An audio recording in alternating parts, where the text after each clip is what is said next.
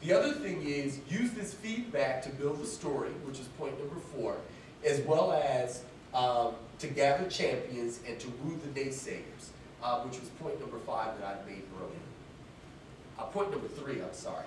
And then 7, learn, measure and learn. And I put learn in all caps because learning, I find, is the key performance indicator and the ROI factor that we don't talk enough about.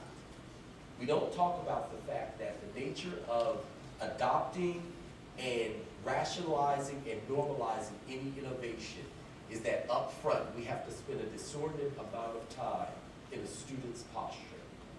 And because that discussion doesn't get had, we get overly focused on, did we get a positive financial ROI? And the fact is, few new innovations are going to get a positive financial ROI. But we can only get a positive learning ROI if we're focused on it and have set it up to function in that way.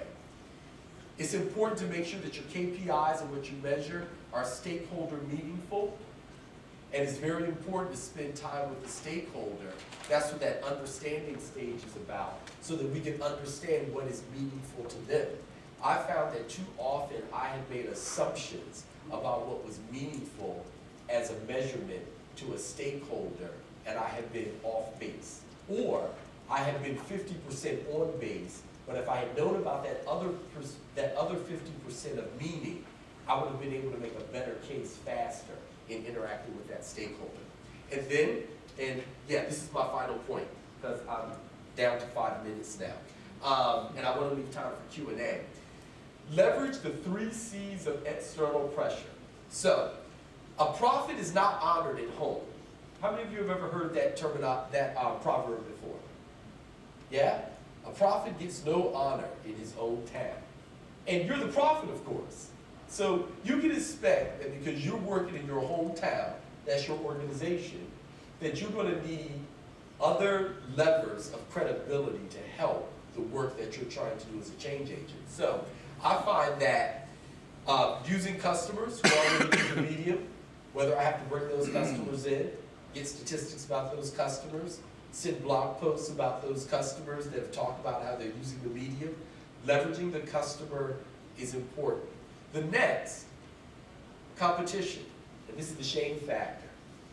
Yes, I'm sorry to say, but I have shamed any number of stakeholders into a pilot simply by offering to them that you're going to let a competitor learn this thing and capture this value over time faster than us? Really? Doesn't always work. It's worked often enough, though, that I put it on the slide. And then the third one is consultants. Consultants are very often, as much as we complain about them, more credible. I call it the external credible voice. Consultants. Consultants that have experience and a good reputation in this space. Bringing them to the table. This is the situation where, you know, so go with me here for a second. You'll be saying something to your spouse. Honey, I think we should do this, we should do that. And you get constant resistance. Then a friend comes over and says it, and they sit right there in front of you and say, I think that's a wonderful idea. And then you feel like you should write a check to your friend because they convinced your spouse to do that thing you were talking about faster than you could convince them. That's the role of the consultant. The friend who convinces the spouse faster than you ever could. Just be ready to write the checks.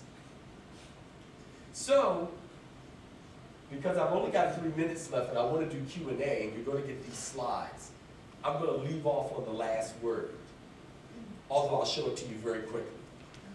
This is a social media risk slide that I developed a couple of years ago that helped me with my thinking about how to position different types of programs, how to classify them for my stakeholders, and how to help them then adopt a better perspective about the level of risk that we were taking as we were considering different programs.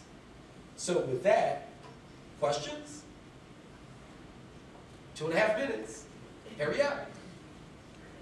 Back here.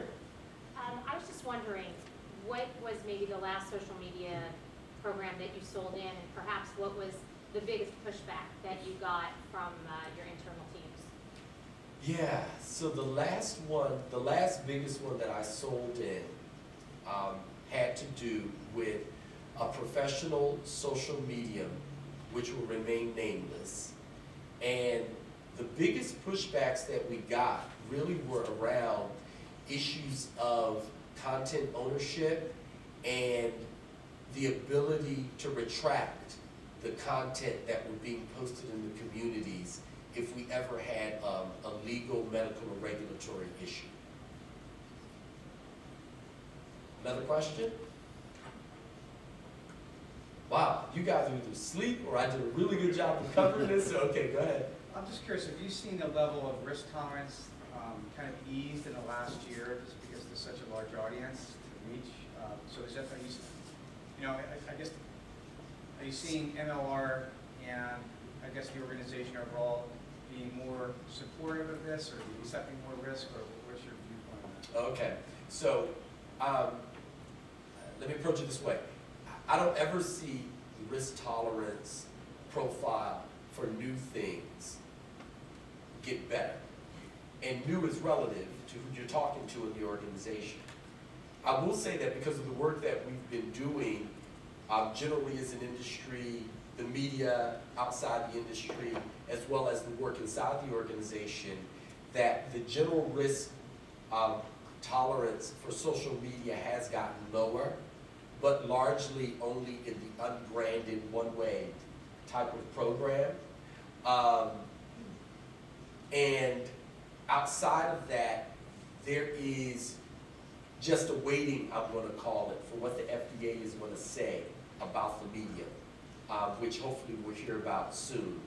Meanwhile, I don't get discouraged about that because I feel like we're still learning a lot of what we need to and gathering the champions, influencers, financiers, and even naysayers that we need to in the spaces where we are in fact able to execute.